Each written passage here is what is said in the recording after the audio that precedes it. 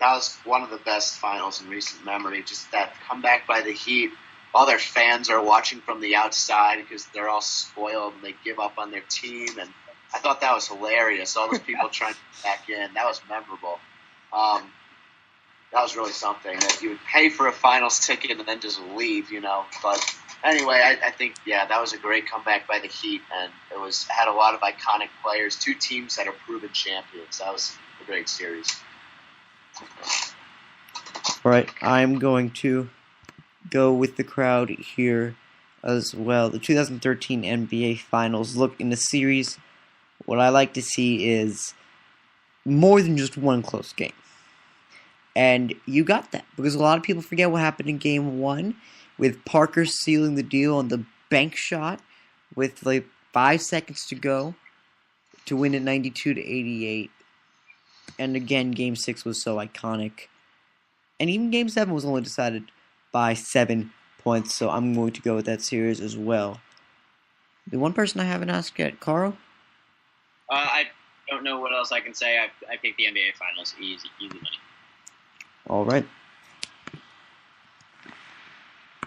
I do, because we are going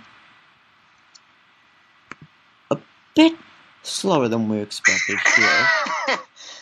And this one is taking a lot longer than we thought, so perhaps this could be a two-part special, if you will. We'll keep you going on a cliffhanger, but we do have 5 first-round matchups left. College basketball only got 4 championship games in here, and one of them was a 32 seed that won on a tiebreaker. The 2010 college basketball championship, the 2003 college basketball championship. In 2010, it was Butler, it was Duke. Your classic David vs. Goliath matchup. This was the gym where they filmed Hoosiers. Or rather, it was 5 miles away from the gym where they filmed Hoosiers. That's where Butler played.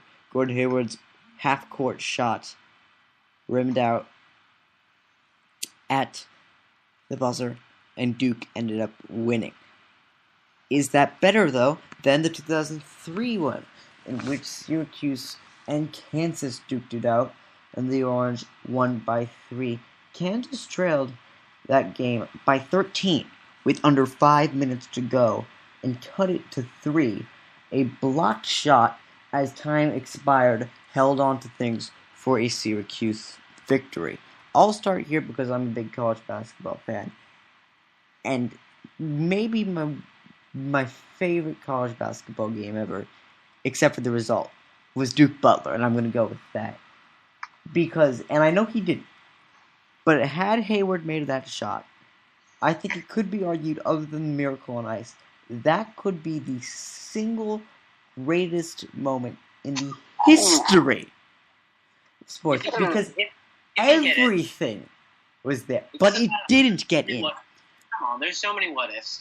But if there is a game, if you can get into that situation where you are that close, where it is so perfectly scripted, and it's a reminder that there's not always a happy ending, for it to be in that circumstances, I'm sorry, I have to pick that Duke Butler game. Carl? Well, full disclosure, Jake hates Duke with a passion. I think you all need to know that. But second of all, I also picked that game. It was a fantastic Wait a second. But he just picked Duke winning as the one, so that's not him hating Duke. No, what I is just want this? everybody to understand how much Jake hates Duke. I don't. Wait. I wanted the Lakers to pick Julia Okafor. I just need everyone to understand. You need why? It's important. Carl's trying to get back at me. I just got a text from Carl saying, quote, "We could have done it if we didn't have 4-hour descriptions." Well, I am sorry. These are the champion of champions. You don't rush through to pick the champion of champions, Carl. You just slowed it down by saying Jake hates Duke. Now you guys are slowing it down by doing this. So well, Carl, we have your vote. Duke Butler, thank you. Noah. Oh, yeah, Duke Butler. I have a short description. It's Duke Butler.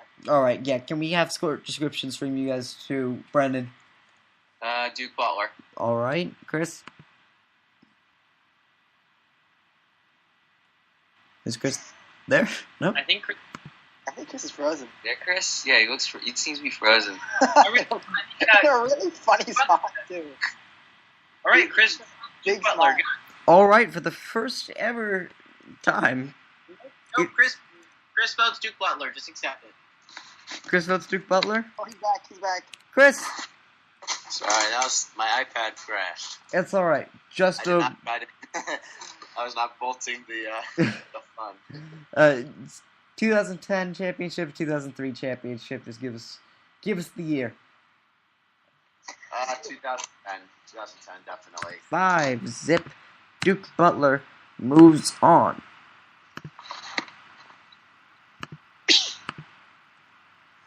I apologize, by the way, if the following description takes, quote, 4 hours. However, the 2006 BCS National Championship, which was 4 hours of pure college football gold, which one of the panelists on this show did not even put in the top 32. We'll get to that in a second, between USC and Texas. Vince Young, of course, scoring to win it 41-38. That goes up against the 2013 World Series between the Boston Red Sox and the St. Louis Cardinals, games that featured some pretty odd finishes, including a game-winning, what was it called? Obstruction? Does anyone remember? That was it, yeah. The Cardinals won a game-winning Ridiculous, obstruction call. There were Yeah, some... those. Yeah, Will Middlebrooks. Yeah, he slides. God, what did he do? Something happened where he got up and got in someone's way. It was ridiculous. I think. There were some pretty wild finishes in this game, because then in Game 4, the Boston Red Sox won when they picked off the pinch runner with Carlos Beltran at the plate. Insanity, that series. But USC, Texas, are we really going to vote that over USC, Texas? I'll tell you mine. No, absolutely not. USC, Texas. Brendan, I hate to put you on the spot here, but you did not vote for arguably the greatest college football game of all time. The 4-hour one. Is that the one you're talking about? I'm just guessing that it was 4 hours. Wait. I actually need to bring that. You voted Alabama Notre Dame as a top 8 all time. Can you bring me through the thought process there of that game? Yeah, I could tell you a little bit of the thought process of that game. I remember that game being one of the more heavily promoted games. Was it Catholics versus Cousins? I believe that was the title of the game. But I remember that one as being one of the more highly anticipated college football games. And compare that one to the one you said, the 4-hour one. I just put Alabama Notre Dame as the one that I voted for. Did you visit the Wikipedia page or look it up on YouTube or I'm not a college football guy, to be honest. Wikipedia is a college football guy. Okay, so History of greatest quarterback of in the history of college football. Tebow. Sorry, no, I don't think Tebow's better. This is for a different roundtable episode. Brendan, I am giving you one last chance to save yourself. Who does your vote go for in this matchup? And this is the college football. This is the 2006 Rose Bowl versus the 2013 World Series between the Boston Red Sox and the St. Louis Cardinals. I'm going to go with the 2013 World Series between the Boston Red Sox and the St. Louis Cardinals. I can't. You can't say I didn't warn you. No? Okay, so you know, fine. 2013 World Series, good. But Vince Young marching Texas down, getting that touchdown, and winning it. It was one of the most iconic moments in sports. It was incredibly tight.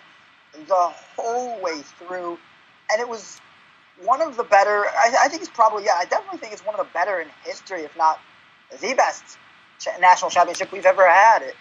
Amazing all around, and a game that anybody who was can remember that game. It's not something you'll easily forget. Chris? Well, I would go with the college football game. I mean, you've got a bunch of players that, end up burning out in the NFL, kind of have a last great college moment. And, Vince Young, to be fair, had a couple of good years. But that game, I think, against two powerhouses like that don't normally meet is, like Noah said, something to be remembered, and that will never be forgotten. Carl? Yeah, I completely agree. I mean, it's one of the greatest games of all times, and the other series is arguably a top 32 of the century. Arguably shouldn't even be in here. I mean, it wasn't a bad series, but it wasn't greatest of all time. So, moving on. All right, we move on. There's just 3 first-round matchups left. As Brendan would call it, 4-hour one will face the winner of this matchup between the 14th seed and the 19th seed. The 2009 Stanley Cup Finals or the 2014 World Series. The 2014 World Series featured arguably the greatest pitching performance in the history of the World Series, courtesy of Madison Bumgarner. The San Francisco Giants, a wild card, defeat the Kansas City Royals, also a wild card, in 7 games. But they're the 19th seed. The 14th seed, I'm sure there's someone here who's pretty fond of this one. This is between the Pittsburgh Penguins and the Detroit Red Wings. Indeed, the Penguins came back. The Pittsburgh Penguins came back from down 3-2 in the series to win Game 6 2-1 and become the first team in Stanley Cup history to win the Stanley Cup on the road in Game 7. Pittsburgh 2, Detroit 1. In a rematch of the Stanley Cup the year before, the Penguins exacted their revenge. Noah, I don't think your vote is going to be questioned here. No, I'll be honest with you. I think this is probably a top 3 Stanley Cup final of all time.